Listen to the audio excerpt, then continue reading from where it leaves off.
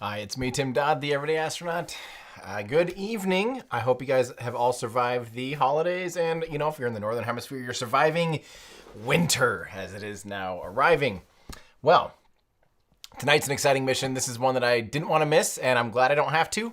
This is a Falcon Heavy launching a secretive, I have to say secretive, because although it is, the mission and what it's doing is top secret, we don't actually really know what happens up there once it's in space.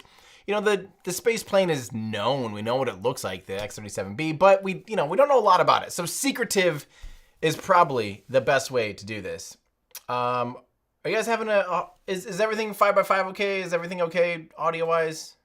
Okay, good. I only saw one person saying not, so we'll assume it's all good. So we're going to do something fun here. We're going to do a little thing where we learn all about this mission, because we have this little website. I always do the same stupid lead up.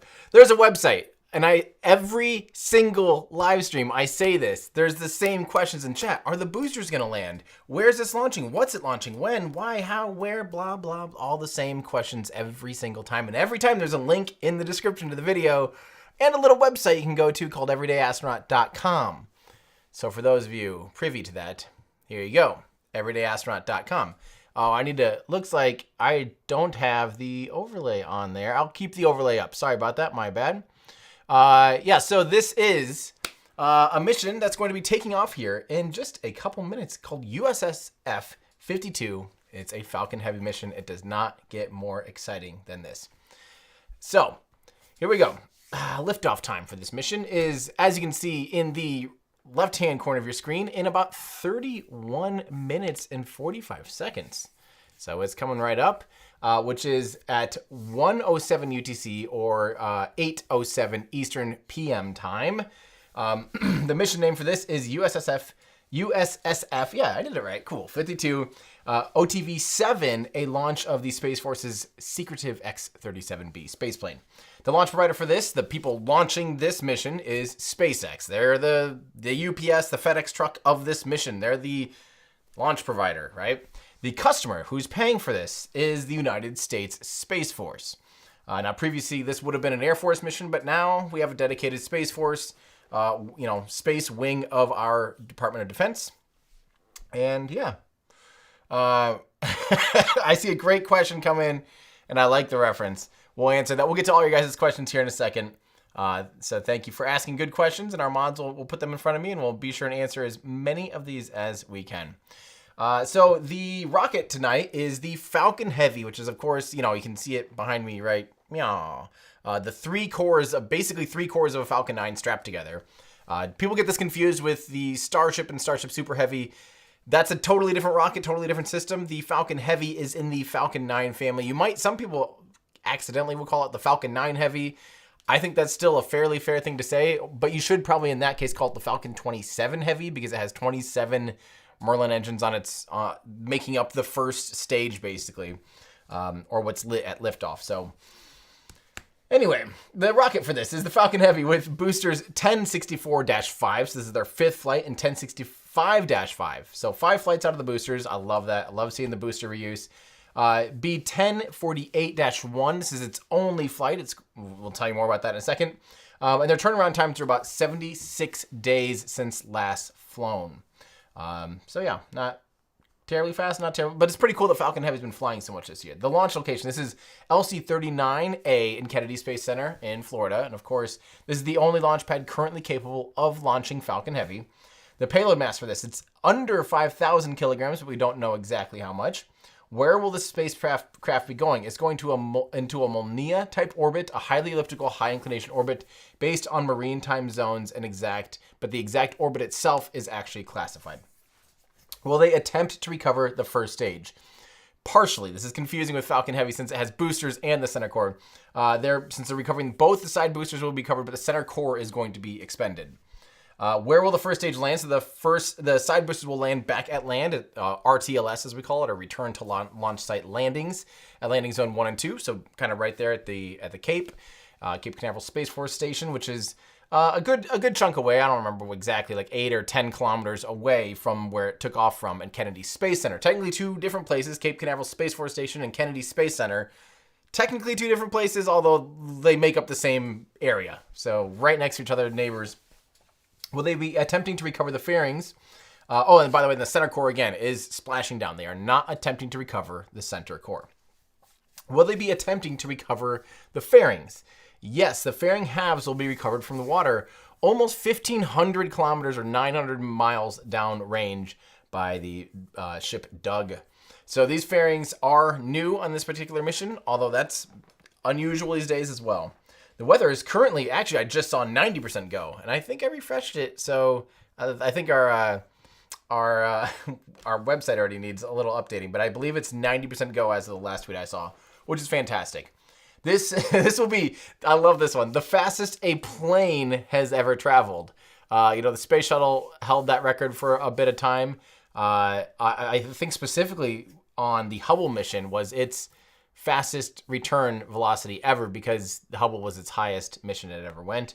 So yeah, this is a plane by definition of it being able to fly aerodynamically and land horizontally like a plane. So it's a space plane, fastest plane has ever traveled. This will be the first launch of the X-37B on Falcon Heavy. Now Falcon 9 has launched it, which we'll get to in a second here.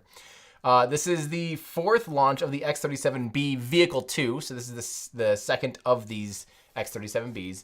This is the 9th Falcon Heavy launch, the 5th Falcon Heavy launch this year. How awesome is that? The 229th and 230th reflight of a booster. That's insane. The 95th and 96th reflight of a booster in 2023. So almost doubling the amount of reflights of boosters in just this year alone. The 257th and 258th booster landings. 183rd and 184th consecutive landings, a record. They're just absolutely nailing these landings. Although now we do have a sad break in the recovery streak. Despite it being a landing, a recovery streak has been broken. The 97th launch for SpaceX in 2023. So they almost, they're getting darn close to hitting that 100 launch milestone that people thought was so ludicrous when they said in 2024 we expect to launch about 100 times. That was their goal. I mean, and they're likely launching tonight, and there's a good chance they squeeze out another launch by the end of the year. They likely will get to 99 launches. Astonishing. Absolutely astonishing.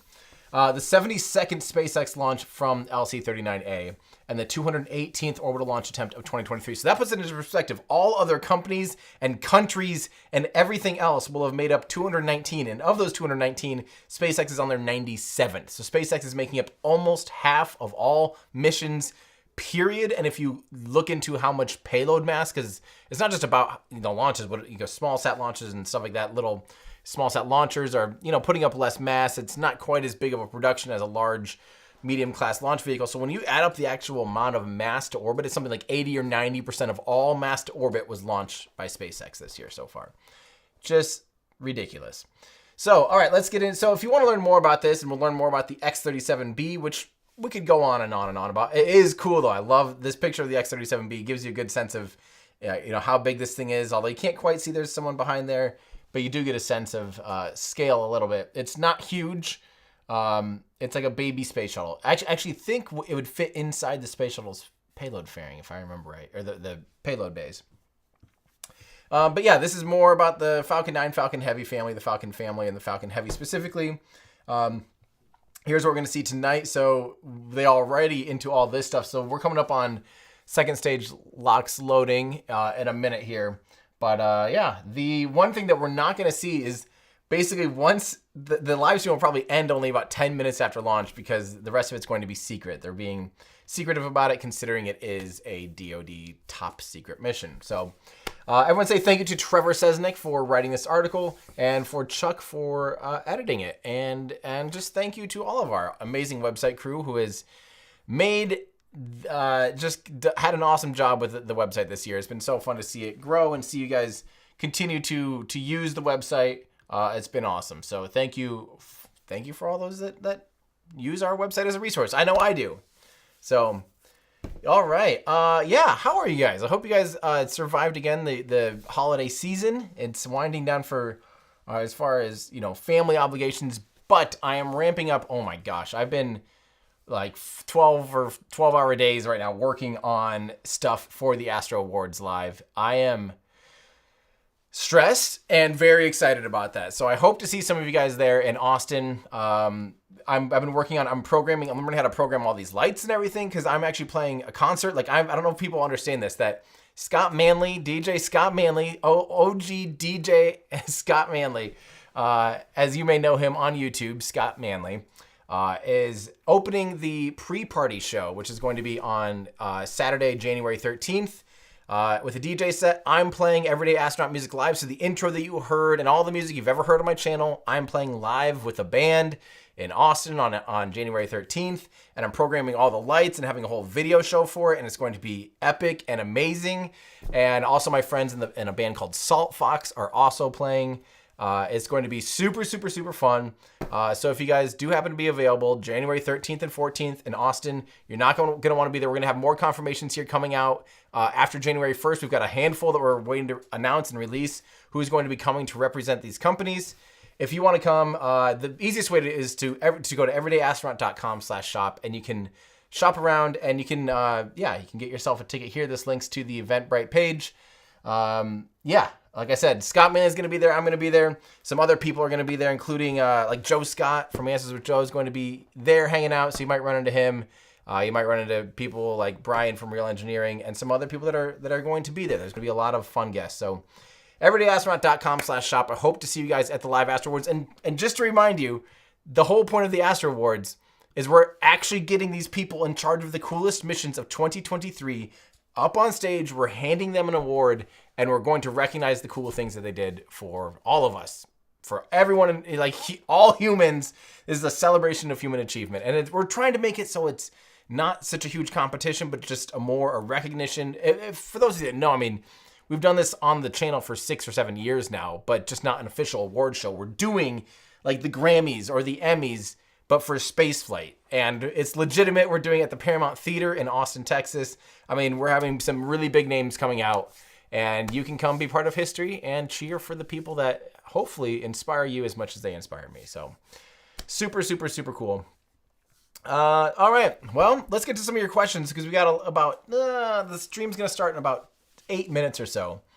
Let's get to some of these questions. We have some awesome questions. First, we've got a couple new members like JGW Group and Fabio Correa and Tommy Gambi Zero, who have become members. Thank you guys so much for that.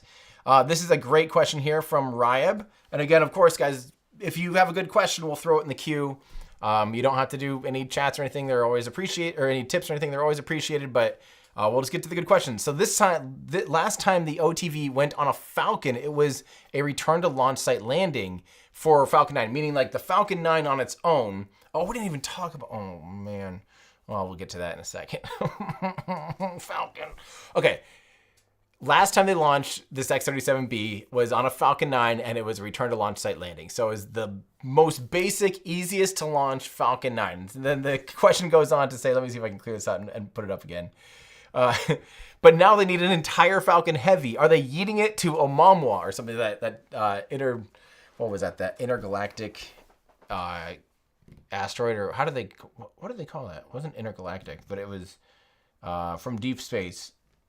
Okay, the point is, Falcon 9, when they launched it last time, it went into basically a low Earth orbit, and the Falcon 9 was plenty capable for that. Now they're going to that Molniya orbit. It takes a lot more energy. It's highly elliptical. Its apogee is quite high. I don't know the exact numbers. We don't have the exact parameters for the exact orbit, but it just takes a lot more energy to do so. So despite the payload mass being the same, that's how the rocket equation works. You know, if you have the same size mass, it's a fantastic question because, yeah, it's the same mass. So obviously, the only reason you need a bigger rocket for that same thing is if you're sending it further. And in this case, yeah, Molniya orbit's a lot higher, takes a lot more energy. So, yeah. Let's see. This is from DS.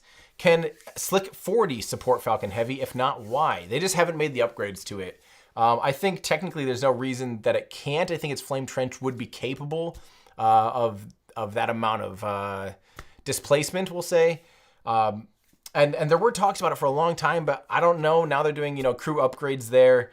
I think more importantly, Falcon Heavy should be launching out of Vandenberg to open up more polar capabilities there from Vandenberg Space Force Base on the West Coast.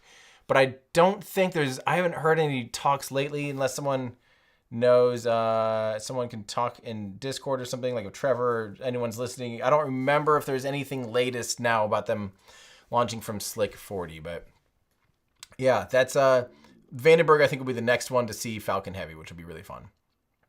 All right, this is from Rookie Cop. I like that username. Thank you for becoming a member. And this is from our friend at Daniel's Weather Space Station. This is what I was talking about. I don't even want to say it because this is my favorite booster. Remind me not to get too attached to physical things because this is my favorite booster. For those of you that don't know, B1058, the one that we made our freaking models after because it's the historic rocket that had the NASA, not have to say past tense, had the NASA worm logo on it. It's the rocket that launched Bob and Doug, the first humans to fly on a SpaceX rocket. First humans to fly on a completely private orbital launch mission, privately funded orbital launch mission. Like, it's hard to say it that way, actually. Commercial, we'll say commercial mission. Flew on B1058, and it was on its 19th flight. So coming up, it became B1058-2 when it went in the drink. It was lost on re-entry on the way back home. Let's find a picture here from our good friend John Krause. Has some sad pictures. John Krause. I started to type John Pictures, which probably would have been about the same thing. Oh, this is, I'm sure you saw this if you're on X or Twitter, and if you were online at all yesterday. Oh, I haven't seen these ones. Okay, hang on. Oh no. What did they do to you? So it was really unfortunate recovery conditions on the way back home from its most recent launch, and it tipped over due to high winds and rough seas. And despite it being held down, don't forget it's held down by the Octograbber. There is a little tank that is out on the deck. You see it here, this white thing with some tank treads. That thing goes out and grabs onto the rocket, and holds onto it to help, lower its center of mass and give it a better chance of surviving the journey back. Despite it having the Octograbber, it came back looking not so good, missing the whole top half of the entire booster. It's just so sad to see. Yep. Oh, that just absolutely wrecks me. Like, seeing this hardware like this. I don't know. We shouldn't get attached to hardware like this. It doesn't really matter. Most every other rocket booster has just been thrown away, so this is still a one-up from that. Some of these engines are probably still usable, actually, which is crazy to think about. But yeah, absolutely wild. Oh, I can't believe that. It's so bad. It's cool seeing the inside of that thing, but yep. So everyone give a rest in peace, B1058. Let's hear it, rip and F in chat. Oh, yeah. Austin wants to know, can we get a scale model of 1058 post-topple? You can do that to yourself. You can do that to your own. I bet I dare someone. I actually don't want to see it. I don't want to see it. Please don't buy one of these and then just take it apart and make, although that would actually be kind of cool. Maybe I'll do it. But it'd be so, anyway, because of this, by the way, I do have, through the end of the year, we do have the Falcon 9. If you go to accessories on our website, and you'll find this, it is on sale, the cheapest we've ever sold it, because it's now gone. And we're almost out of these, by the way. If you want your own metal Falcon 9 model rocket, you've seen them a million times by now. It is the best rocket you can buy, period. Highest quality, made out of metal. I love it. Gotta hear that clink. Yeah, we do have it on sale for the rest of until the end of the year. everydayastronaut.com/shop. Click on accessories, find the Falcon 9. It's too precious. Oh, I just love that worm logo. I just wish they would do that again. That's the main thing. I just think the worm logo actually looked really, really, really cool on a Falcon 9. Maybe that's all it is for me. Besides the fact that I did see it and I did have a little tear when it launched Bob and Doug. So I have a small emotional investment towards it too. So, all right, Mans on Mars has a question. Who would you rather her get the future of human space flight on? Elon Musk or Dev Ayesa? CEO of Helios Aerospace from TV show For All Mankind, and why? So, okay, Han, who would I rather get? I'd rather her get the future of human spaceflight on. I feel like we're missing an important verb here, but who would I maybe rely on? Or unfortunately, I haven't watched that much of For All Mankind. I know I need to. I know it's fantastic. I don't have anything against it. I just have not carved out the time to watch it. But what do you guys, I mean, one's fictional, one's real. SpaceX obviously has proven to be, the most prolific and ridiculous launch provider in the 21st century by a landslide. Obviously, I'm trusting them with my own life. So whatever the question is, I mean, it comes down to I do believe in the promise of SpaceX and what they've achieved and what they're going to be achieving. So, yeah. Who would win? Who would you bet on is the question. Who would you bet on? Who would you rather bet on? I mean, like I said, SpaceX. I mean, it's real, and I don't even know enough about the fictional Helios Aerospace person. So, all right, this is from Raz Idan. Great question. Why is it on Falcon Heavy launch the center core is almost always a fresh core? Wouldn't it be more financial to dispose of a used booster? So the center core of Falcon Heavy, despite looking and having some similarity between the Falcon 9 and Falcon Heavy, the actual center core is completely different. It has to be beefier. It has to be able to handle the side loads from the booster. It has to be able to handle higher loads down the center of the core due to potentially heavier payloads. All of the things. So it's always new, and we've had to go back on this a little bit. But for a while, they were not even considering trying to recover a center core booster because there's just such a diminishing returns. I mean, there's still a performance gain between. Okay, it goes in order like this. If you were a Falcon Heavy, is going to, even with the dual booster return to launch site landing, which is like the most basic, and even if you were to do a recovery of the center core, that would be a little bit higher performing than a downrange landing of a Falcon 9. Quite a bit more performing than a Falcon 9 downrange, and probably even higher than a Falcon 9 expendable. I'd have to see those numbers. But there's all these convergences. You have to look at, can a Falcon 9 expended do it rather than a Falcon Heavy? If it's on Falcon Heavy, it obviously needed Falcon Heavy. Otherwise, they wouldn't expend it. Then you look at, the next highest performance would be to, do the boosters, land them downrange, and expend the center core. Then you have the, expending all three cores. So there's all these crossovers and convergences. If you need more performance out of the Falcon 9 or the Falcon family, it starts off with the return to launch site landing on a Falcon 9 being the simplest, the lowest performance option. Expending a Falcon 9 is the highest performing in the Falcon 9 family, but then there's probably some crossover where Falcon Heavy comes into play, and then, the more you expend on it, the more performance you get. That's just kind of how it works. And so the Falcon Heavy always does have a fresh core because it is bespoke. It is unique to the Falcon Heavy. Now, they have swapped around Falcon 9s and made them Falcon Heavy cores and vice versa. So the boosters, or not heavy cores, sorry. The boosters, they've made Falcon 9 become Falcon Heavy boosters and traded them back and forth. That's a little bit more doable. Hardware-wise, then the center core just is too bespoke. It's too unique. Hopefully that answers your question. Wouldn't it make more sense to dispose of a used booster? Yes, if they had a used one, they would, but they don't have any used center cores in their fleet.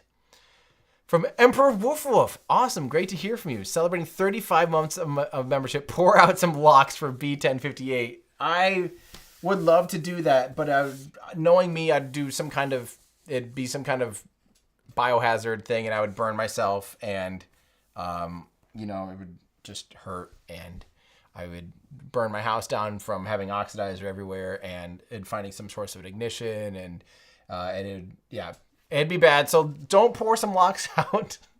I'm afraid it probably already did. Ryan McKay, thank you so much for becoming a member, as well as Icarus. I appreciate you guys. The membership is amazing. Helps us do the things we do here, which, by the way, again, we do have a new video we're working on right now. It's the Why Don't They Just Part 2 about yeeting rockets. And using jet engines on rockets, why don't they just use jet engines and make a better launch vehicle? And we go deep, deep, deep, deep into all of that. I think you guys are going to absolutely love that video. I promise it's going to be fantastic. That is in the edit, on top of, again, all the stuff we're doing for the Astro Awards, which, yes, the Astro Awards are going to be live streamed if you can't make it in person. But if you can make it in person, you absolutely should. This is from Rocket Profit, 12 months of membership. A rocket launch on my 1-year membership anniversary. How cool. That is actually awesome. Thank you so much for 1 year of membership. Very, very appreciated. We're probably coming up here on the stream, actually going live. Let's see if we are live yet. Let me see. I guess I did. We are. For the U.S. Space Force and is being overseen by Space Systems Command, or SSC. Center core RP1 load is complete. Space Systems Command is the U.S. Space Force's field command responsible for acquiring and delivering resilient capabilities and groundbreaking technologies to protect our nation's strategic advantage in and from space. For more on the SSC, let's take a listen. So here comes some, usually there's always copyright music here. So, although so far there isn't any music, I'll try to describe it for you. Clicking, clacking, shipping containers, the John Deere tractors, hurricanes, stock market, the lady with her phone at spaghetti traffic. There's actually no music, so we could actually listen to this. Oh, of course, the second I say that, music pops up. Copyright strike. So anyway, they're kind of talking about stuff for the U.S. Space Force. Yeah. Let's keep answering some of your guys' questions. And again, we'll try to get to as many as we can. I do have a hard cutoff tonight because we are practicing for the Astro Awards tonight. So let's talk about this.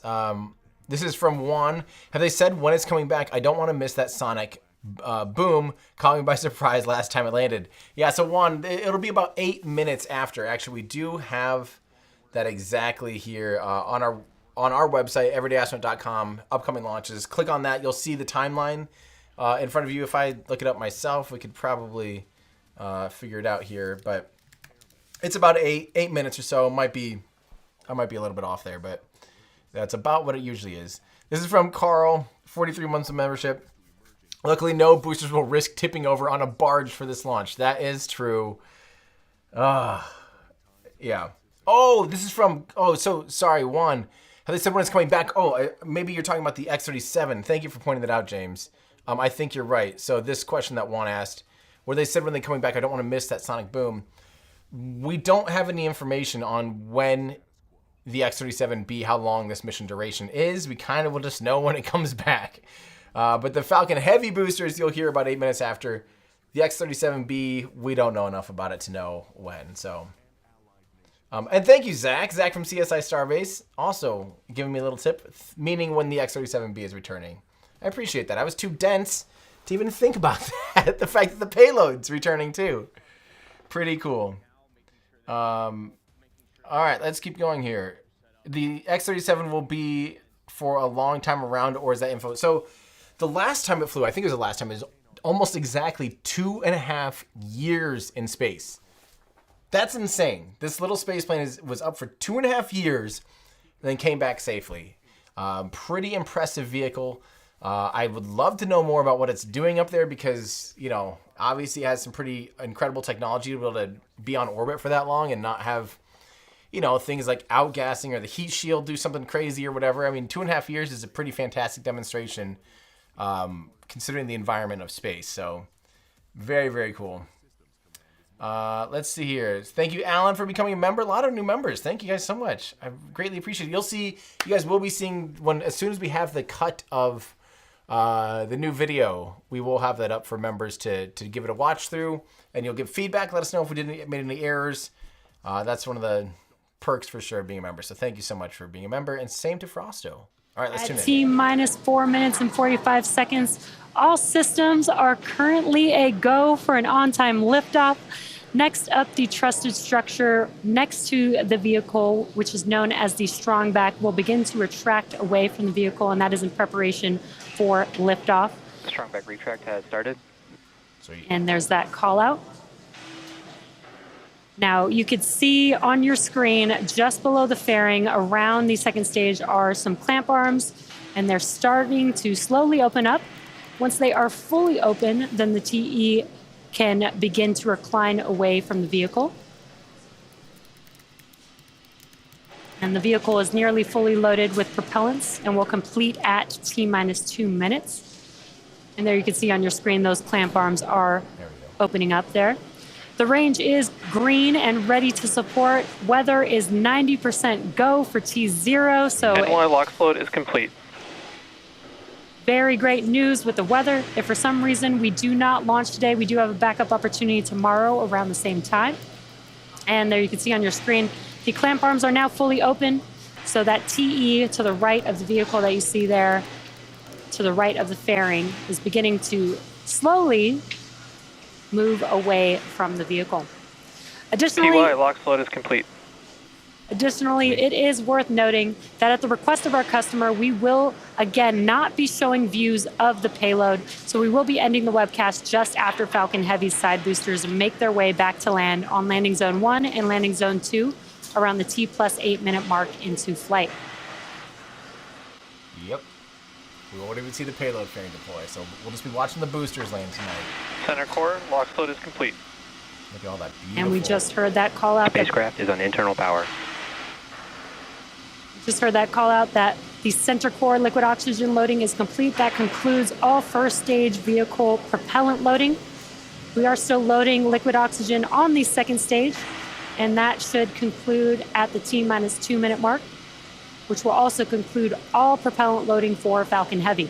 Sweet. Good. Remember, that is just condensation you're seeing. It's basically mostly gaseous oxygen because it's loaded onto the vehicle as a liquid. As it warms up, it expands. That's what she's explaining too. But I love with Falcon Heavy, it's just so obvious how much, liquid oxygen is inside this thing. And as it vents out, it's and stage 2 LOX load is also complete. This is fantastic. Everything is completely go for tonight so far. So you're gonna start seeing the strong back venting from that LOX load. Yeah, that's from the LOX load complete on the second stage. Anyway, we should probably do the pointy end up, flamey end down check, which I would like to confirm that the pointy end is up and the flamey end is down. So obviously that matters a lot. And she's explaining the cloud thing again too, the condensation around there. So let's listen in. The next event coming up will be Falcon Heavy in startup. That's at the T-minus 1 minute mark. Ground gas closeouts.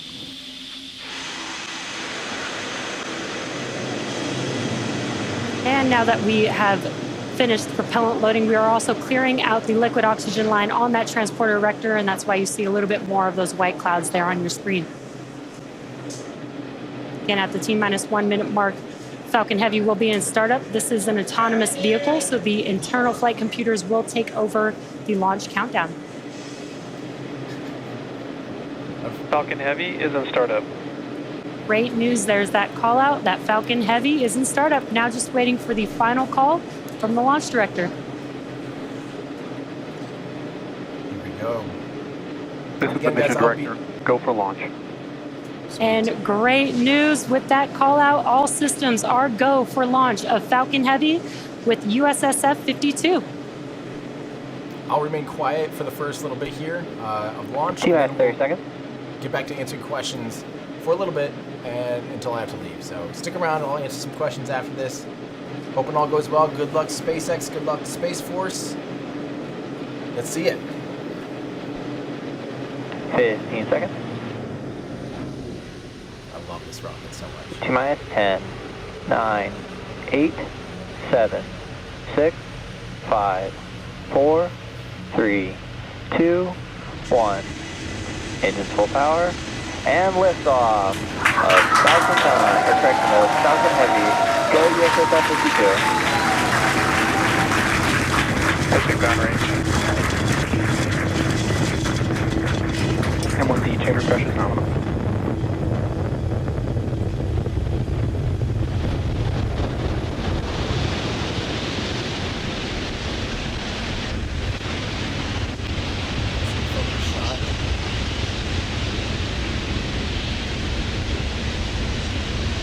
See it rolling though. You can see the 3 4s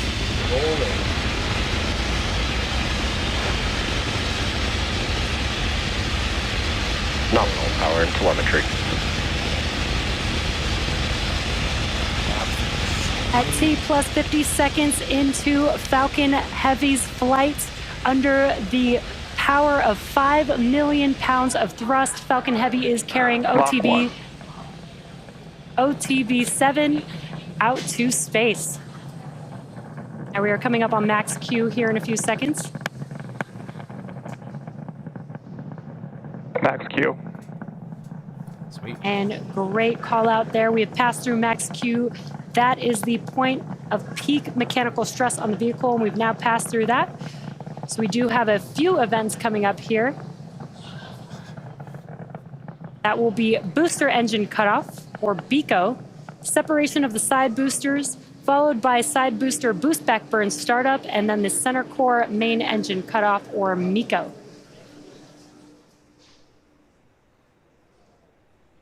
Now again, those are a few events coming up here. BECO, side booster separation. That'll be the separation from the center core. The center core will continue to carry stage 2 with the payload until it shuts down its engines with MECO and performs a standard stage separation like you see on a Falcon 9. And there you can see on your screen, on your right-hand screen, some views from the side boosters and a really awesome view of Falcon Heavy on your left-hand screen. Wow. With all of those engines burning really bright there. Coming up on BECO in a few seconds here. And they throttle the center core down so that it has additional propellant left in it. And rely on those... Boost engine cutoff. There you go. Side booster separation confirmed. Sweet.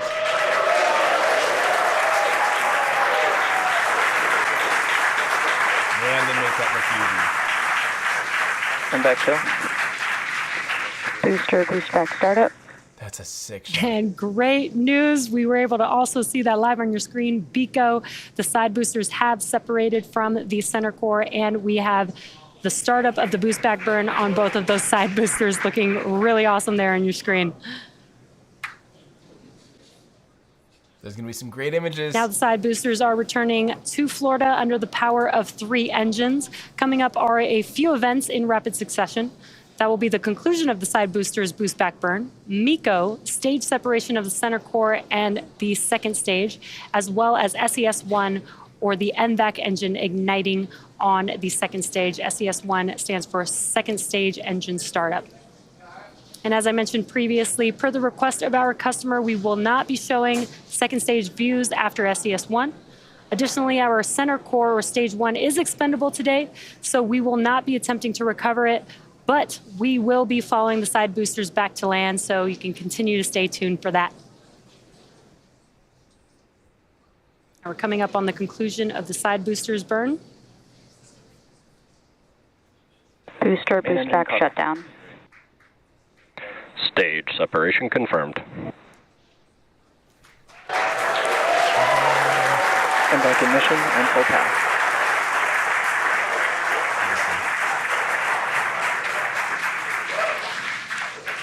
And there we were also able to see and hear the call outs for the side boosters boost back burns concluding.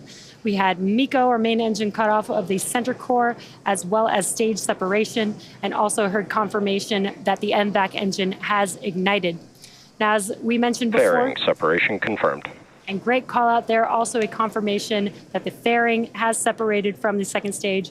Again, we will be attempting to recover those fairing halves when they fall back to Earth using our recovery vessel, Doug. Trajectory is nominal. Now, again, as I mentioned earlier, the center core was not built to land or be reused. It is expendable, having given its all for the mission. Los Angeles. We will say a big thank you to the center core. For the 2 side boosters, the boost back burns have completed, and so far the vehicles are on a good trajectory, coming back to land. And again, with successful second engine start 1, that will wrap up our coverage pertaining to the stage, to the second stage. So we'll focus our attention on the side boosters. That's the most fun part for this mission anyways, the landing of the side boosters. So at least we have that. Now those side boosters are currently on their way back to land. In order to land back on land, we typically have 3 burns. Center core FTS has safed. We typically have 3 burns. They've already concluded a boost back burn, which helps them turn back around and head back towards land. The next burn coming up is the entry burn. That's where we'll reignite 3 of the engines on each of those boosters, and that helps slow them down as they enter back into the Earth's atmosphere. Guys, Now, if we do have successful landings today, it will mark the 257th and 258th landing of an orbital class rocket. And those entry burns are coming up here in about 30 seconds or so. And again, as I mentioned earlier, the center core will be expended, and we are not attempting to recover it today. Incredible photo coming from John Krause. I'll put it up on air as soon as I can. It's unbelievable. Jeez. And the entry burn is coming up here for the side boosters. Booster entry burn startup. And there's that call out that the entry burns have begun on the side boosters. And there you can see on your screen. Stage 2 FTS has saved. You can see on your screen the engines have reignited. Booster entry burn shut down. Nice and easy. TY FTS has saved. And a short NY burn. FTS has saved. Short burn for both of those boosters, just under 20 seconds. All vehicles are on nominal trajectories. Great callouts there. All vehicles on nominal trajectories. Now, again, we do have one more burn for each of these side boosters coming up in just about 30 seconds. That is the landing burn. It's a single engine burn for each booster. And just one engine is powerful enough to slow the vehicles down and safely land back on land. Again, we are Booster transonic. targeting landing zone 1 and landing zone 2 for today's landings. All those lights there on the Cape. Crazy that it can just guide itself back. so Booster landing precisely. burn. Here we go. And we heard that call out, and they you did a can 3 see on engine your down to screen that 1. the engines have reignited. Landing leg deploy. So a 3-1. Let's watch as these side boosters touch down for landing. Stage 2 is in terminal guidance.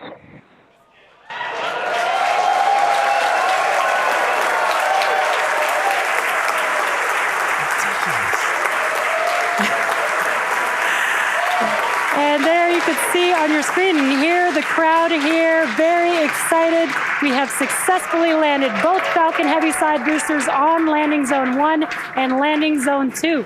With these 2 side boosters, this marks the 257th and 258th overall successful landing of an orbital class rocket. And with successful confirmation of our side boosters landing, that will bring our webcast to a close today. We'd like to thank the United States Space Force for entrusting us with today's mission, and we'd like to thank all of our viewers for tuning in. As a reminder, in about 3 hours from now, our 96th and final mission of 2023 is set to lift off from our neighboring pad here in Florida. Be sure to tune in for that one. We hope you all enjoy a happy and healthy new year, and we'll see you back here for an exciting 2024. Incredible. Huge congrats. Of course. Amazing. So yes, that's it for that. They're not showing the upper stage because it is a classified mission. So unfortunately, they cannot share beyond that. But I get to show you guys something that I think is pretty exciting because John Krause has about the most amazing image I've seen in a long time. So just give me 1 second here. I'm gonna get this up here for you guys. Where did that go?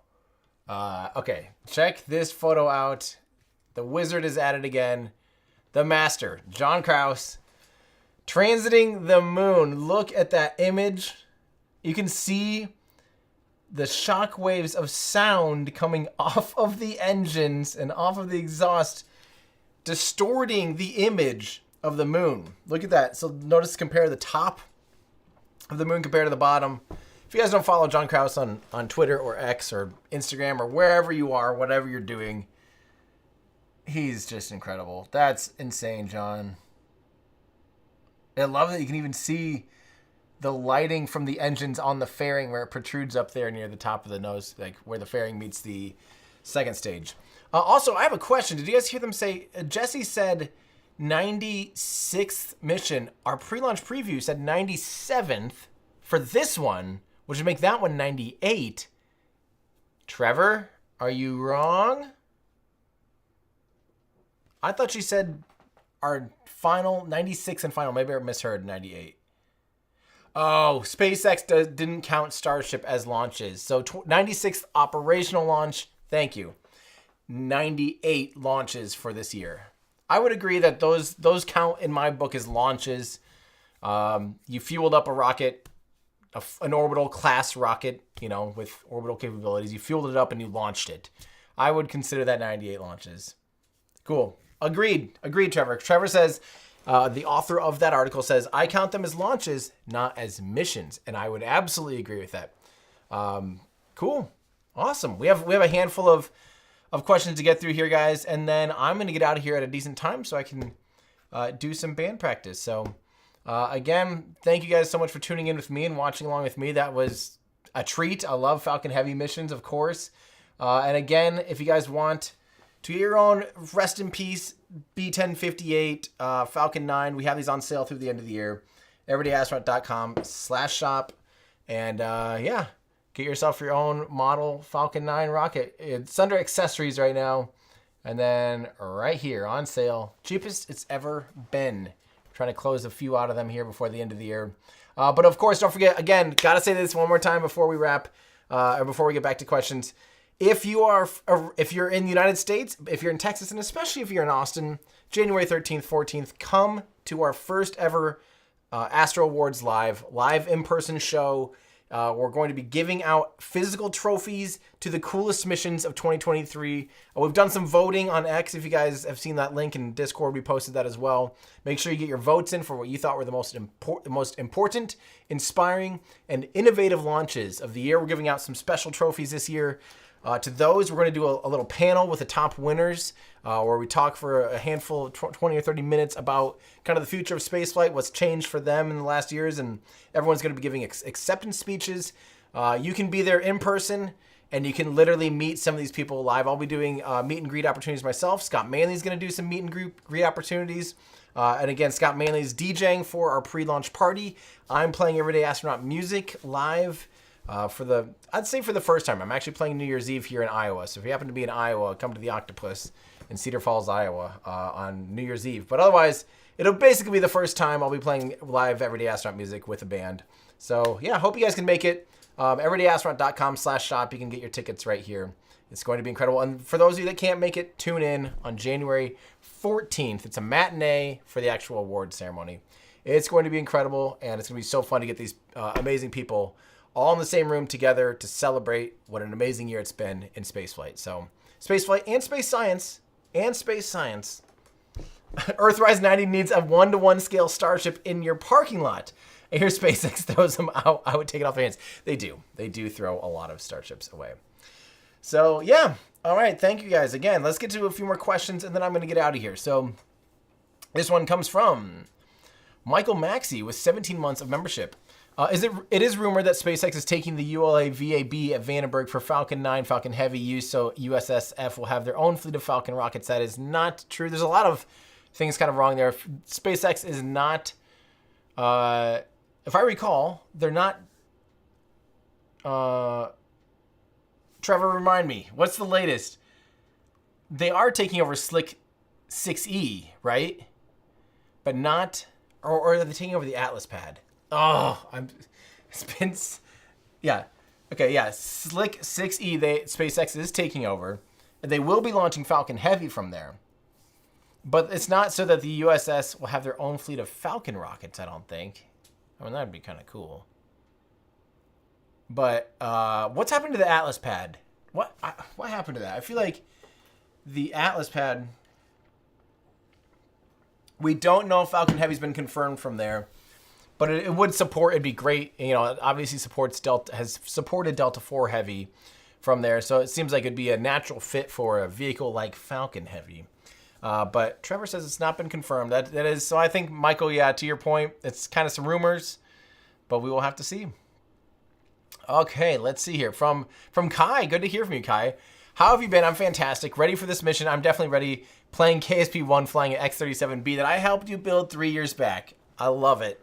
Yeah, good times. I played some Kerbal, when was that? A week ago when Kerbal 2's update came out, and that was fun. I had a lot of fun. I don't often get time to just play Kerbal Space Program anymore, especially the last few months have been go, go, go, go, go, and just like working on a ton of things. The Astro Awards have been taking, I know I talk about it a lot, but like I'm dreaming about it, you know, like almost every night, and, you know, working obscene hours to make sure it's awesome, and it's going to be a big, fun production. So sorry that I talk about it so much, and sorry, I know you guys probably are just like, just make a video for me, and we're also working on a video at the same time. But the Astro Awards are going to be something, we're trying to make something very special and something meaningful, something that will last into the future, that will help bring people together. And yeah. All right, let's keep going. From RGO, thank you so much for your super chat. Much appreciated. Christian F says, my 9-year-old Christian is watching live right now. Sadly, he is sick in the hospital. No way. Oh, man. Christian, please, on behalf of all of us, start feeling better, get better, fight, you know, get all the sickness out of there. Man, that sucks. Yeah, that is not fun, but thank you so much for saying hi. And everyone in chat, let's say, get better soon, Christian. There's going to be thousands of people wishing you the best of health. And hopefully you get out of there soon and start feeling better. Thank you for saying hi, too. That's awesome. Everyone say, get better soon, Christian. I love that. There we go. Here they come. That's awesome. I love that. I love you guys. All right, from Gredar, how about making Falcon 9 model covered in soot like it is after a reentry? So probably not sod. Sod is grass. Soot, though, S-O-O-T, like it is after reentry. We could do that. We have thought about making like a sticker pack or something. I've thought about making for sure a Falcon 9 expansion pack that would include a stand so you can stand this, because it is awkward to stand it on its landing legs. You know, the landing legs do collapse. And obviously the Falcon 9 would never in real life be like this. This feels so wrong to me. Standing it on its landing legs with the second stage on it just feels wrong. You know, obviously when it's in real life, you know, when it's vertical with a second stage on it, the landing legs are collapsed. So I've thought about making like an expansion pack that would have a fairing. Oh, that little sock is coming off. Huh. Probably because I play with this thing way too much. Don't play with these. They're meant to be like display pieces. I'm telling this to myself. Don't play with it. Because I like collapse. It's like a fidget spinner for me. I'm sitting there collapsing the legs over and over when I'm like just sitting here for any reason. I'm actually shocked that it survived hundreds of times of me doing that. So my bad. Anyway, so we've thought about making, back to the point. Thought about making like a fairing kit and a stand to make it so the Falcon 9 can stand on its own with landing legs retracted. And then also potentially having, like a sooty booster decal set or something. I think that'd be really cool. Yeah. So let's keep going here. Thank you so much, Icarus, for the super chat. Much appreciated. From John Depker. Good to hear from you, John. 25 months of membership. Here we are, 2 and fuzz years later. We've learned so much from you, and we can't wait to learn more in the coming year. Thanks for everything, Tim. Well, thank you so much, John. Yeah, I really can't wait for this next video, you guys. I think you'll love it. Very animation heavy. It's going to be one of those videos that it's one of those things where I ask myself that question of like, well, how much, payload performance would it increase if you turned, Mechazilla into a, like had it yeet Starship off the pad. And I ran those numbers. I found out exactly how much performance it increased. I found out exactly how much, pulleys you'd have to have, what pulley ratio and counterweight mass would you have to have. I found out how much, electricity would you need if you're doing a maglev version of that. Yep. From Icarus, are there any plans for or already existing videos by you that I'm not aware of about different launch sites and their specs? I have not really done a specific launch site video, but that'd be kind of a fun one, like just a overview of all the launch sites and what they launch and where they launch to would be potentially a fun video, but it'd be hard to stay on top of that one. Although most of them are pretty well set at this point, but it is ever changing. It's an ever changing landscape. This is from Lukenstein86. Thank you so much. $20. Do you think that Nokia's lunar 4G LTE will be up and running by the time you circled on Dear Moon? So I think the big thing for us with Dear Moon will be the use of Starlink in deep space. So Starlink, right now obviously is for terrestrial use, but already Polaris mission, the next mission by Jared Isaacman, it'll be a Dragon capsule. They're going to be doing an EVA here. I think they're scheduled for Q2 of 2024, so hopefully coming up here relatively soon. Their mission will also demonstrate Starlink capability and bandwidth on orbit. So that's going to be huge. And then, eventually as Starlink matures, I expect it'd be sick if they just sent even like 3 or 4 Starlink relays basically out there to the moon. So for the Artemis missions and stuff, we could have constant, high bandwidth data, and especially with the laser linking and things like that too. So yeah, I do hope to have, I hope and expect to have high bandwidth. Wait, Cosmic, oh, John also got the transit. The other John, Cosmic Perspective John. Let's see this. John Pisani, baby. Let's see it. Oh, Wizards. John Pisani, another great follow. John works with us, with us and Cosmic Perspective. Us and Cosmic Perspective, these days are kind of, we're not one and the same because I don't want to step on Ryan's, on his toes for his creative visions on things. I want to respect his vision and what the work that he does, and Mary Liz as well. But Mary Liz now officially works for Everyday Astronaut, so ha ha ha. Anyway, point being, John Pisani is also phenomenal, and that is tack sharp on the moon. Look at that. I love seeing the exhaust down there too. The color gradient going from that almost yellow into those blues and pinks and purples back into kind of an orange. Fantastic shot. John Pisani, show him some love. John Pisani photo. Fantastic. Dang, I want to get a transit shot like that. I love it. Oh yeah. Oh, that's awesome. NSF's Michael and Chris G were in the background of the launch. That's so cool. I love that there's now so many NSFers working at SpaceX. That's fantastic. That speaks to both the quality of the work that they did at NSF, but also that their respect and, being in the industry of reporting on spaceflight, obviously they also respect SpaceX and the work they're doing enough to go work for them. Amazing. And this one's from Renee Gonzalez. Thank you so much for becoming a member.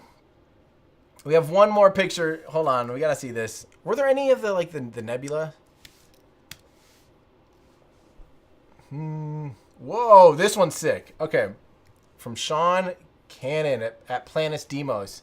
Falcon Heavy. I was just gonna ask, is there any of the nebula? Look at this.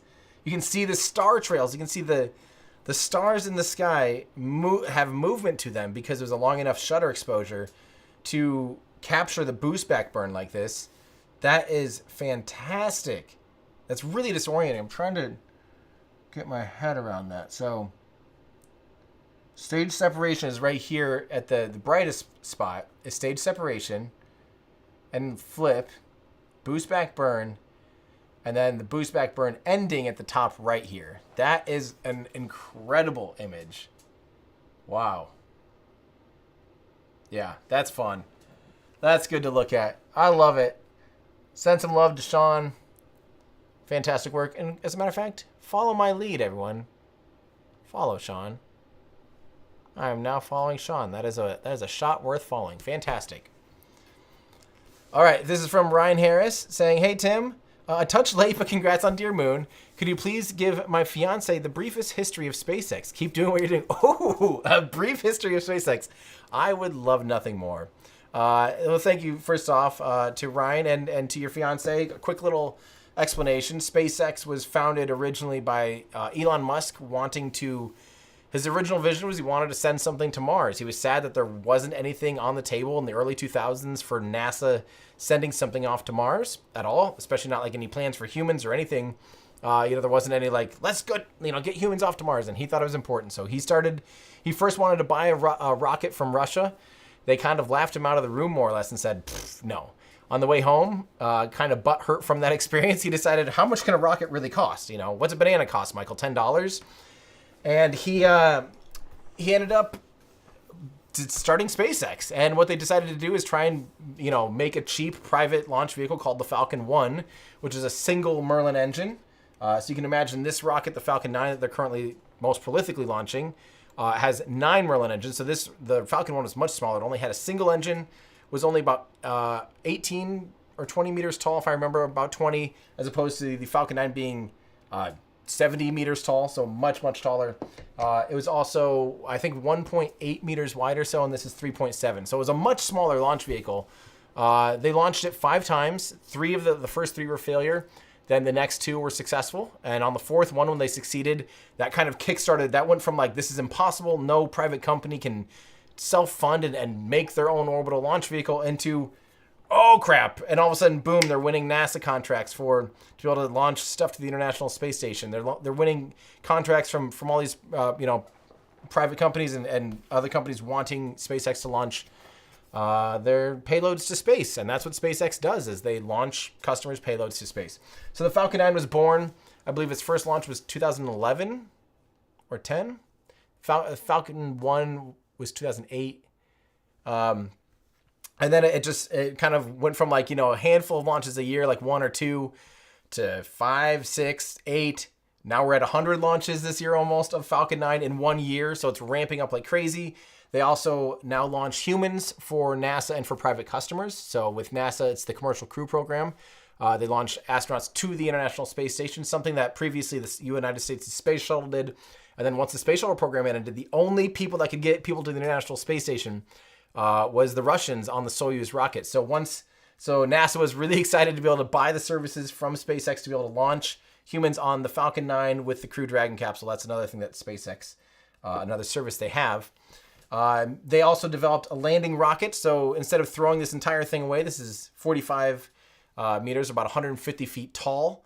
It's $20-30 million to produce, or whatever it would be, which is actually very cheap in the rocket world. And instead of throwing this away and having it splash down in the ocean or crash into the ocean like most rockets throughout history, and including all the ones on this shelf, except for the little booster here from New Glenn. These are not to scale, but everything there was all discarded and thrown away in the ocean. SpaceX that was one of their prime goals, is how do we make space flight cheaper? And so they decided, the big goal is to recover as much of the rocket as possible. So they recover the Falcon 9. This rocket, this particular one with the NASA worm logo on it, just had its last flight after 19 flights. And on the way back in from recovery, it sadly broke up. It got tipped over and knocked over by wind and waves, and did not survive coming back in from the landing drone ship. But they're prolific at launching and reusing these things now. They're at 100 and something, whatever, consecutive landings and reuse of these rockets. So they've completely game changed the entire industry by making a reusable rocket. And they're by far their most prolific launch provider now. And they're working on the world's largest and most powerful rocket that's ever flown, called Starship. And Starship is intending to be a fully reusable launch vehicle. It's launched twice in its full configuration with the Super Heavy booster, which has, instead of 9 Merlin engines, it has 33 Raptor engines. And the Raptor engine is over twice as powerful as the Merlin engine. So it's insane. It's 9 meters wide, so 30 feet wide. It's 120 plus meters tall, so almost 400 feet tall. Massive. Biggest rocket to ever fly, most powerful rocket to ever fly. And that's what they've been working on now, that currently is only launching out of South Texas, a place called Starbase. And that is the future of SpaceX's plans, is to have this massive rocket that's fully reusable, potentially launching for maybe $5 million instead of $50 million, taking up to 150 metric tons instead of about 20 metric tons. So, 7 to 10 times the payload capability for 10 times cheaper. So 2 orders of magnitude less expensive to be able to get big, important things up into space. So it will truly be game changing if it happens as planned. And I'm currently scheduled and slated to fly on that rocket with a program called Dear Moon. So I'm obviously expecting it to work, and SpaceX is obviously expecting it to work. And the next launch should be within the next few months. And hopefully we'll see that one be successful. A successful test demonstration of everything that they needed to demonstrate. Okay, I got to speed this up. That was a very, very long, brief history of SpaceX. Hopefully you learned something, or hopefully it gave you context. Yeah, there you go. Okay, let's keep going here. Daniel saying, first time I watched your stream was for IFT2. Keep it up. Well, thank you so much, Daniel. Yeah, I've been at this for coming up on 2017 was the first year of Everyday Astronaut on YouTube. So we're coming up on 7 years in February. That's crazy. So thank you for tuning in. I appreciate it. 55 Chevy Guy, thanks for your coverage. Are you currently training for Dear Moon? Training won't start until Starship is, a lot more complete, I guess, until they're actually into the further development of the vehicle. It has to be, operating with more frequency enough for them to be able to really put the, real engineering into the life support and the crew considerations compared to the prototypes that they're launching right now. So until they have that stuff all figured out and actually, like software written and things, we won't be anywhere near it. So in my opinion, we're still likely years away. And that's okay. I'm in no rush. Everyone wants it to be done, including, obviously SpaceX, and obviously our crew wants to have Dear Moon happen soon. But there are a lot of milestones. We're just waiting for those milestones, and hopefully the launch cadence continues to pick up with Super Heavy and Starship, because as it continues to pick up, that becomes more and more of a reality, and they'll be doing more of the engineering on the crew considerations. So, all right. Trevor in our Discord says, I just got to pull this up. This is too funny. Where is that? To be like, here is a brief history of SpaceX. Wait, where'd the rest of it go? Oh, it didn't show up in here. The rest of the joke is page 1, Liftoff by Eric Berger. And I just sit here and read you the entire Liftoff book by Eric Berger. Oh, that's funny. I mean, that's basically what I did. I'm a goof. Great Pilot 04. Goat Pilot 04 too. What's your and chat's best guess on the real mission purposes activities behind the X-37B? Can Everyday Astronaut file of FOIA, so a Freedom of Information Act? Have a great New Year's. Thank you so much. My speculation is obviously it's demonstrating some technologies, and obviously it probably rendezvous and looks at other spacecraft up there. I wouldn't be surprised if it tinkers with other spacecraft up there. I mean, I don't know what it does for 2.5 years, besides demonstrate technologies and spy and tinker potentially. I don't know. I honestly have no idea. What do you think, chat? What do you guys think? Yeah, what do you guys think? Yeah, we could file a Freedom of Information Act, but we would get nothing considering it's a top secret mission. Let's see here. This is from Micah. Hey, Tim and team. Any sneak peek at some upcoming content for 2024? Thanks for all you do. Well, of course, at the end of the year here, we'll do our year in review. Not a year in review, our spaceflight predictions. So I don't know if you remember, the first of each year I've been doing like a poll to see what we thought and would hope to see in the upcoming year. Excuse me. And then we'll look back and we'll do that for this next year. So we'll do things like, how many times do you think this rocket will launch? How far do you think yada, yada, yada, that type of stuff. And so we'll do that by the end of the year, which is insane. The end of the year is on Monday. I have to have that video. Oh my gosh. I guess that's what I'm doing Saturday. Oh my gosh. I'll be working on a video about how you guys predict the space flight, and I'll have it out by the end of the year. And then we're also going to obviously do the Astro Awards. Oh my God, on January 14th. That's going to come out. Then we're going to do, why don't they just use yeeting a rocket with like a maglev / why aren't we putting jet engines and things like that on rockets? Then we're going to do probably I did some visits to 2 companies in Europe while I was over there in Germany, Rocket Factory Augsburg and ISAR, which is ISAR. ISAR means, I think, river. ISAR Aerospace in Germany.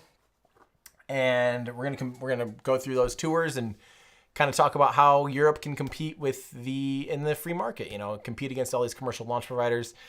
Then we'll probably get into the Space Shuttle versus Buran, which I'm really excited for. There's your sneak peek. I got to keep going. Holy cow. All right. Thank you so much for that. Ryan's Random Videos, 35 months of membership. Hi, Tim. Still watching your streams. Been watching since October 21. Thanks so much. Well, thank you so much, Ryan. I greatly appreciate it. Tyler Lutz, 8 months of membership. Thanks for everything you for everything you and all the hard work your team puts in to bring us all this great content. Go Falcon Heavy. Thank you so much. 55 Chevy guy Steve celebrating 26 months of membership. Thank you so much. From Pippo Langstrump. If an astronaut could use his farts for propulsion, can he reach light speed? I will find out for you. Obviously, the answer is no. Obviously, E equals mc squared. The higher, anything above 0 for mass becomes infinite to be able to actually reach light speed. So, if this human has mass, which, spoiler, they do, they will not be able to reach light speed. But great question. If only they had royalty-free music. Hey, I am proud. I try to say this often, but if you are a fellow creator and you're not like making a commercial or something, feel free to use my music. Yeah, I don't have it registered on any of the things that would normally cause copyright strikes as a protection for myself, so that when I'm playing my own videos or live streams and stuff, I don't have my own live streams get like flagged by the system to, I would love actually if somehow I get flagged for my own music. I would make such a stink about that because I work really hard to produce my own music. Yeah, that would be very bad, but yeah, it's bound to happen at some point. And Ryan, thank you so much for another chat. From director Orson Krennic, thank you so much for becoming a member along with Sven. You guys are awesome. Dang, thank you guys all so much. This is incredible. Black Cell, what if they strapped 4 side boosters on? Wouldn't they be approaching the payload capacity of Starship? No, it's definitely diminishing returns, and you add a lot of complexity. The whole launch pad, the transporter erector, everything would increase in complexity, and you actually get diminishing returns by going from 2 boosters to 4 boosters. You don't like double your payload capacity. You'd maybe only increase it. I'm making up a number, 10 to 20% or whatever. Especially if you're not using fuel crossfeed, the only way you actually preserve propellant to make it a bonus, really, besides total lift capacity, is like if you have fuel crossfeed, you can have the side boosters drain first, and then when they detach, you'll have a fully fueled center core. Or if you do like asparagus staging, you could have the 2 of the boosters drain first, detach, then the next 2 drain. But you have to have enough. All 5 cores need to be running at first to get off the ground. You need all those engines to lift the vehicle off the ground. But now you're increasing complexity, totally having to redo the ground system, redo all the blah, blah, blah, blah, blah, for maybe like a 20% increase in performance or whatever. Not even close to the payload capacity of Starship. And now it's much more complicated and would require re-engineering again. Falcon Heavy was already, almost a regret for the company because it was so hard to take a Falcon 9 and add 2 more Falcon 9s to it. Ended up being a very big deal. This is from Michael Maxey. Great question. What are the chances of Falcon Heavy carrying Dream Chaser into orbit if Vulcan or New Glenn are not available? I don't know. I don't know if Dream Chaser can fit in Falcon Heavy. Can it? Trevor, this is a Trevor question. Can Dream Chaser fit inside of a Falcon 9 or Falcon Heavy payload fairing? Anyway, I don't suspect. I think either Vulcan or New Glenn will for sure become available. Yeah. From Niels. Hi, Tim. I'm from Paraguay, South America. A bunch of us friends asked me if Heavy is capable to take a ship to the moon. I tried to explain things, but they want to hear from you, and they are tuned in. Can you please explain? Yes. It all depends on the size of the ship. So Electron, the tiny little Electron rocket, can send something to the moon. Now, it's tiny. So that's called your TLI capability, your translunar injection capability.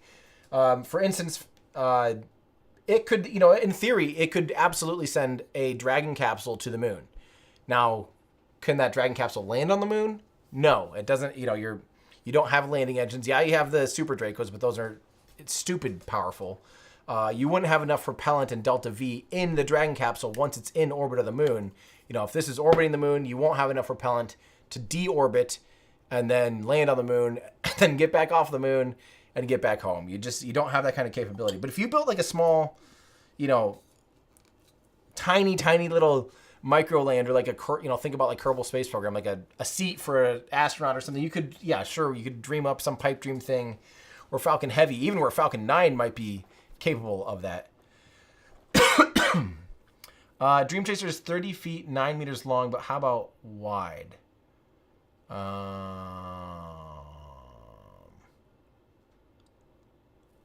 Let's see. God, we're talking about the specific impulse of farts now. What has this devolved? So anyway, the point is, yes, Falcon Heavy could absolutely take a ship to the moon, but would that ship be capable of humans? Not with anything that currently exists. Could they now? You could have a mission like, let's say they wanted to use NASA's Orion capsule that's built by Lockheed Martin that's on the Artemis program.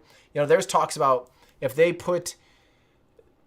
took Falcon Heavy and launched the Orion capsule plus its service module into low Earth orbit, then took Falcon Heavy and launched, basically just got the second stage up into orbit with all fuel, just kept it full of fuel, got it in there with no payload and just full fuel, or like a kick stage or something, and then used a Falcon 9 to launch a crew with just a Crew Dragon capsule docked.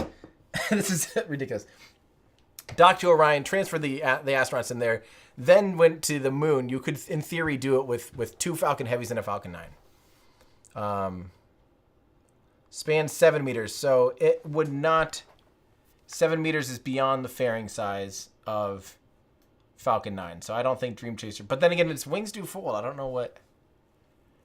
Let's keep going. From Harsner, hey peeps, cheers, Tim. Oh, thank you so much. This is €50. Thank you so much to Harsner. Hey peeps, cheers Tim, and I'm so excited. Cheers out to all of you space nerds. This is such a wonderful community. We're living and experiencing very exciting times, my friends. This goes out to all you turbo pumps out there. Cheers from Germany. Well, thank you so much. Sincerely, that means the world to me, and I like your attitude. I am 100% with you that this is something to be excited about. To me, all of these things, rockets, spaceflight, humans going further and further into space, doing more and more incredible things, bringing that cost barrier down, making it so spaceflight is more and more routine and more a part of our daily lives.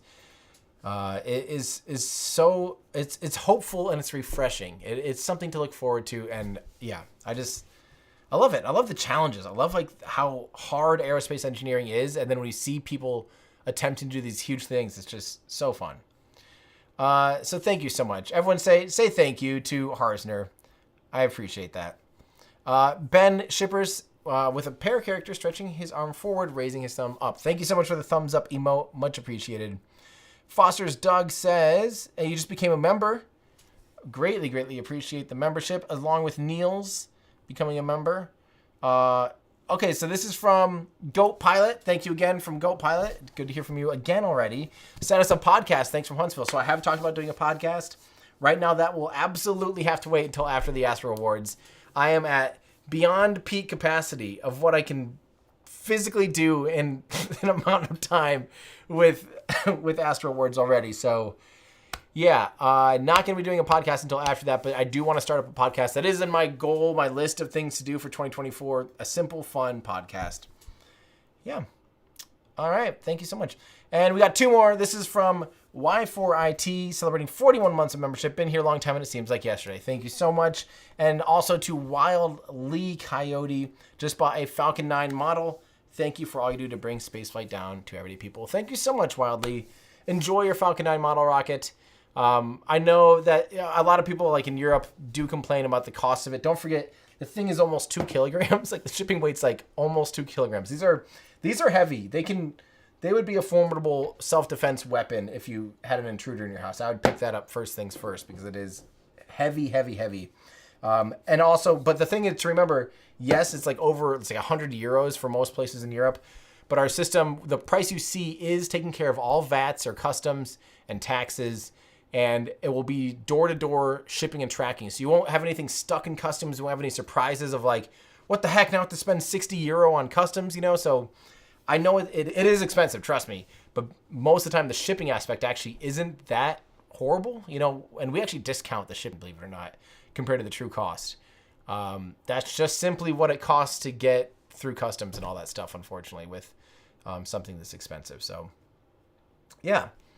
We have two more. We have two more things. Shane Melloy, 47 months of membership.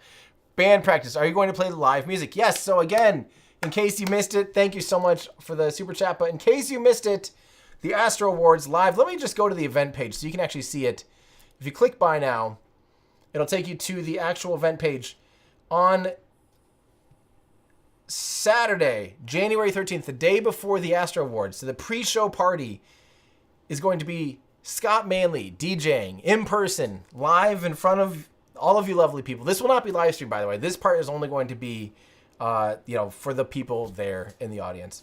It'll be Scott Manley DJing to open up. I'm going to be playing the Everyday Astronaut music live, so everything you've ever heard on the channel, playing that live in person with a full band and full lights and full video display. I think it's going to be pretty great. I've been putting way too much work into this, but I'm putting the work into it because I feel like in the future, I would like to do this more often. If this goes well and if we have fun doing it and if people respond well to it, then we'll probably consider doing like a small tour. We just pop around the country and maybe someday a couple spots in Europe or something, meet a bunch of people, hang out, get people together, have fun, and listen to some music and play music. So yes, band practice. We're playing Everyday Astronaut music live in person. You can be there January 13th, and then the Astro Awards January 14th. everydayastronaut.com/shop is where you get those tickets. That's the easiest link. Or astroawards2024.com also will get you there. So, yeah, there you go. Let's see. We probably should make it obvious that clicking buy now, or maybe we should change that language from buy now to link or something, because that is where it goes. Anyway, that's that. Last one, and it's a simple one from Greg. Skip this one. I'm sorry, I did not. Thank you so much, Greg, and thank you so much to all of you who tuned in. Love seeing you guys. Love all of us getting together. It's fantastic. It just makes my day, makes my week. And congratulations again to SpaceX and the Space Force on what seems like so far a completely nominal mission. I don't think I've heard of anything yet. So let's see here. Yeah, thank you guys so much for everything you guys did. It was so great to see you all. Hope you guys have a fantastic New Year's. Yeah, that's coming up. Don't forget, New Year's is on Monday already. You'll be seeing more of me, hopefully, if I have time to make a video for that. So wish me luck. Wish me luck. I'm going to absolutely need it. Yeah, and then get ready we'll do your predictions for spaceflight of last year and then of the upcoming year. So get ready for that. Thanks, everybody. That's going to do it for me. I'm Tim Dodd, the Everyday Astronaut, bringing space down to Earth for everyday people. This is one of those songs that you'll be able to hear live with a full band, Ticker Tape Parade, and find it on Apple Music and Spotify and all that stuff. Everyday Astronaut. Bye, everybody.